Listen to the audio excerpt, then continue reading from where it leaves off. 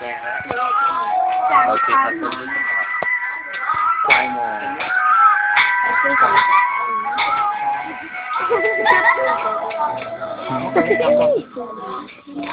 Ra lo cho hả? Nó lên mạng lúc cho lần cao hai. Lo ta sinh à? Lo ta sinh à?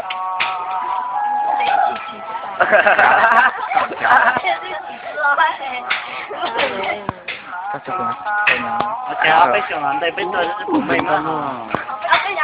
Nè, nó mà. Để mình nó món bên lưng tay à? Quá, thành thằng con lên lìa, lên bên. Mà về mà chưa tí cả à? Thì trong ấy có thì sàng. Đó sự làm rất thể tới. Ngày mai đi đào sang ấy. Đào sang á? Đào sang làm gì? Anh hết tiền sang rồi. Anh ở nhà thôi.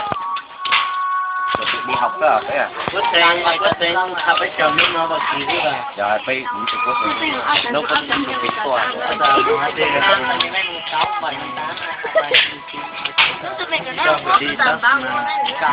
Mùng 9 à mấy hết? Mùng 9 à?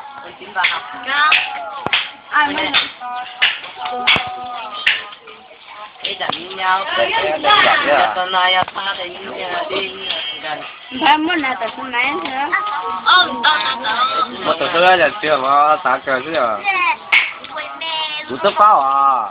Dân cao tàn bảo lấy cao mà tôi lấy ăn xe. Cú tấp bao đâu à?